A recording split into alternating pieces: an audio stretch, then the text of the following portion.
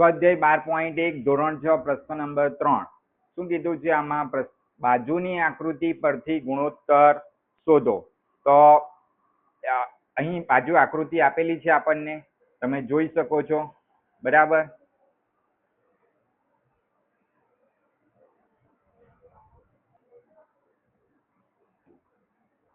તો તમે જોઈ શકો છો આકૃતિમાં પરથી શું કીધું છે? લંબચોરસની અંદર આવેલ ત્રિકોણની સંખ્યા અને વર્તુળની સંખ્યાનો ગુણોત્તર શોધવાનો છે. બી દાખલામાં લંબચોરસની અંદર આવેલ ચોરસની સંખ્યા અને કુલ આકારની સંખ્યાનો ગુણોત્તર શોધવાનો છે.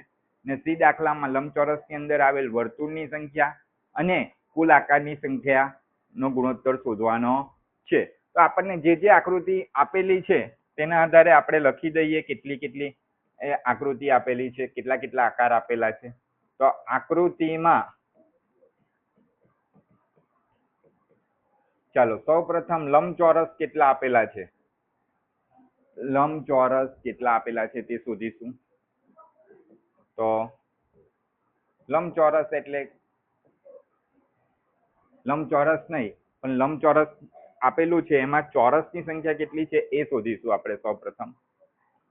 લંબચોરસ તો એક આપેલો જ છે, પણ એ ચોરસમાં કેટલા આપેલા છે તો તમે જોઈ શકો છો. ચોરસ કેટલા આપેલા છે? આ 1 અને આ 2 ચોરસ આપેલા છે. તે જ રીતે ત્રિકોણ કેટલા આપેલા છે? ત્રિકોણની સંખ્યા શોધીશું. તો ત્રિકોણ આપણને આટલે આપ્યા છે 1, 2 ને 3. કુલ કેટલા ત્રિકોણ આપ્યા છે? 3 ત્રિકોણ આપ્યા છે. એ જ રીતે વર્તુળ શોધીશું. તો વર્તુળમાં તમે જોઈ શકો છો, વર્તુળ આપણને આપ્યા છે 1 અને 2. તો વર્તુળની સંખ્યા છે 2. ને આપણને કુલ કેટલી આકૃતિ આપી છે તો આપણે જોઈ લઈએ. 1, 2, 3, 4, 5, 6 ને 7. કુલ આકાર કેટલા આપ્યા છે? 7. આ બધાનો સરવાળો કરીશું ચોરસ, ત્રિકોણ અને વર્તુળનો, તો પણ આપણને કુલ આકાર મળી જશે. કુલ આકાર આપણને આપ્યા છે 7. આના ઉપરથી આપણે બીજા બધા પ્રશ્નોના જવાબ આપીશું. સૌપ્રથમ એ પ્રશ્નનો જવાબ આપીશું કે લંબચોરસની અંદર આવેલ ત્રિકોણની સંખ્યા અને વર્તુળની સંખ્યાનો ગુણોત્તર. તો ત્રિકોણ સૌપ્રથમ છે એટલે ત્રિકોણની સંખ્યા અંશમાં આવશે ને છેદમાં વર્તુળની સંખ્યા આવશે. તો ત્રિકોણની સંખ્યા કેટલી છે? તો ત્રિકોણની સંખ્યા છે આપણી પાસે 3 ને વર્તુળની સંખ્યા કેટલી છે? તો આપણી પાસે વર્તુળની સંખ્યા છે 2. તો તમે જોઈ શકો છો આટલે કંઈ પણ કેન્સલ થઈ શકે નહીં, કેમ કે બંને અવિભાજ્ય સંખ્યા છે. માટે આટલે લખી દઈએ ત્રિકોણની સંખ્યા અને વર્તુળની સંખ્યાનો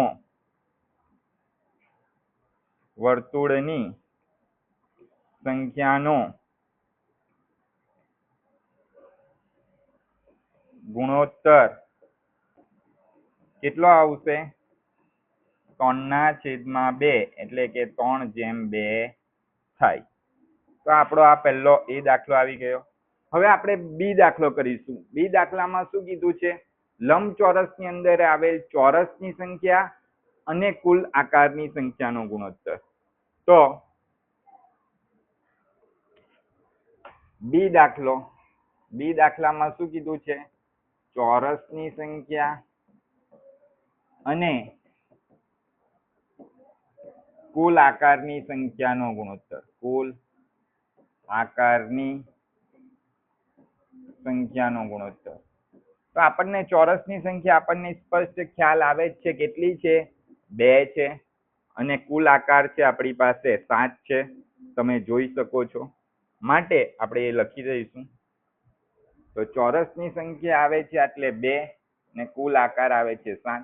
તો તમે આટલે પણ જોઈ શકો છો બંને અવિભાજ્ય સંખ્યા છે, માટે આમાં કંઈ પણ કેન્સલ થશે નહીં.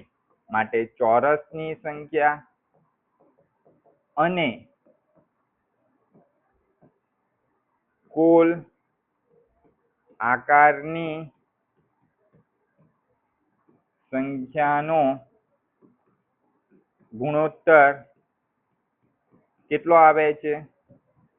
2/7 એટલે કે 2/7 થાય છે. એ જ રીતે આપણે હવે સી દાખલો જોઈશું. તો સી દાખલામાં તમે જોઈ શકો છો કે લંબચોરસની અંદર આવેલ વર્તુળની સંખ્યા અને કુલ સંખ્યા આકારની સંખ્યાનો ગુણોત્તર શોધવાનો છે. તો વર્તુળની સંખ્યા આપણી પાસે આટલે કેટલી છે? 2 છે. કેટલી છે? અને કુલ આકાર તો આપણને ખબર જ છે કે 5 છે. ઓકે, તો ચાલો કરીએ આપણે સી દાખલો. માટે સી વર્તુળની સંખ્યા અને છેદમાં કુલ આકારની સંખ્યા.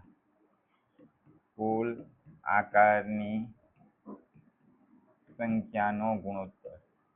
તો વર્તુળની સંખ્યા આવે છે 2 ને કુલ આકાર કેટલા આવે છે? 7. તો આમાં પણ કંઈ પણ કેન્સલ થશે નહીં, માટે આપણે લખી દઈએ વર્તુળની સંખ્યા અને